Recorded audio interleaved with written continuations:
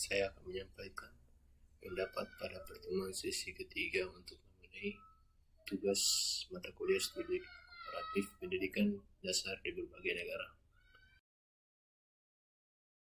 Pertanyaan yang pertama, dalam konteks pendidikan dasar di Indonesia, bagaimana perbandingan antara manfaat dan tantangan dari pendidikan formal dan informal?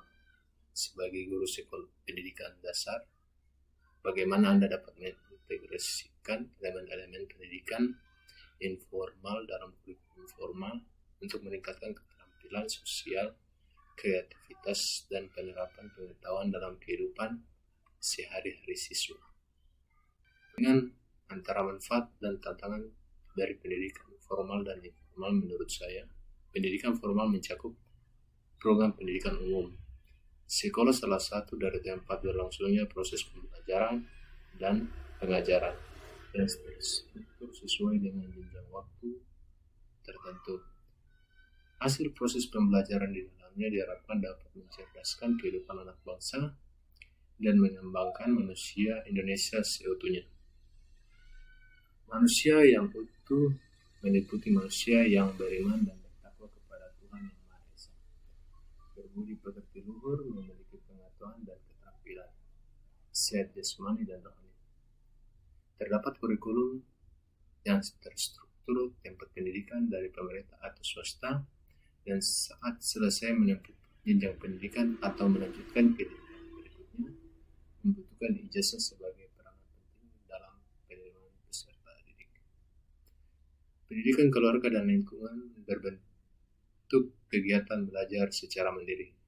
Keluarga didefinisikan sebagai unit masyarakat terkecil dan terdiri atas ayah, ibu, dan anak. Pendidikan informal yang pertama dan utama dialami oleh anak adalah orang tua, bertanggung jawab memelihara, merawat, melindungi, dan mendidik agar anak tumbuh dan berkembang dengan baik. Lingkungan keluarga dapat dilakukan khusus pendidikan informal. Jenjang pendidikan, tingkat pendidikan tidak berlaku dalam pendidikan informal. Dan dalam pendidikan informal tidak hanya adanya sistem manajemen yang terstruktur serta tidak membutuhkan ijazah. Pendidikan informal yang dilakukan oleh keluarga dan lingkungan dapat berupa pendidikan budi pekerti, pendidikan agama, pendidikan etika, pendidikan sopan santun, pendidikan moral, dan sosialisasi dengan lingkungan. Seorang anak dapat berkembang melalui interaksi dengan keluarga, teman, maupun dengan masyarakat. Tetapi orang tua memiliki kewajiban untuk memberi contoh yang baik pada anak. Orang tua dapat menjadi role model agar menunjukkan karakter yang baik dalam penanganan hal tersebut pada anak, sehingga mereka dapat menirunya. Contohnya seperti kita, orang tua memiliki sifat jujur, saling menghormati, adil, dan sebagainya, maka seorang anak akan melihatnya dan menirunya. Pertanyaan yang kedua, pendidikan formal dan informal memiliki peran yang signifikan dalam pembentukan karakter dan keterampilan siswa di tingkat pendidikan dasar.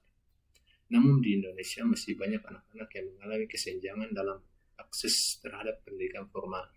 Sebagai guru, bagaimana Anda dapat berperan dalam mengatasi tantangan ini, terutama untuk siswa yang mungkin memiliki keterbatasan akses terhadap pendidikan formal?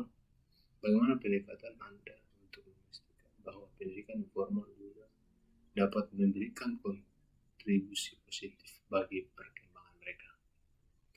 Dengan jalur pendidikan yang ada, diharapkan semua siswa bisa mengenyam pendidikan untuk meningkatkan kualitas mereka sebagai SDM yang berguna. Jalur pendidikan juga diberlakukan sebagai proses pengembangan diri yang akan membuat potensi siswa menjadi lebih berkualitas. Selain itu, dengan adanya sistem pendidikan yang baik, siswa akan memiliki kesempatan yang lebih baik untuk belajar dan mencapai prestasi yang lebih tinggi. Program beasiswa yang meliputi sekolah dasar hingga jenjang kuliah juga dapat membantu mengurangi beban finansial bagi keluarga yang kurang mampu.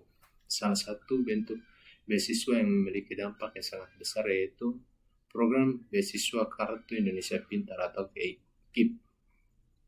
Dengan adanya program ini diharapkan anak-anak kurang mampu dapat memperoleh kesempatan yang sama untuk memperoleh pendidikannya yang lebih berkualitas sehingga mereka dapat memiliki masa depan yang lebih cerah.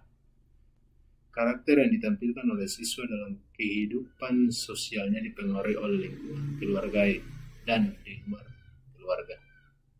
Peranan keluarga sebagai lingkungan sosial pertama memiliki hubungan dengan kepribadian anak, memberi anak peluang untuk berlatih, jadi anak dapat mempraktikkan apa yang sudah ia pelajari dan termasuk mengenai pembentukan karakter. Bukan hanya melihat dan mendengar saja, tetapi anak perlu pengalaman nyata untuk menghasilkan suatu karakter yang baik. Sekian penyampaian dari saya, dan terima kasih telah menonton video yang telah saya buat.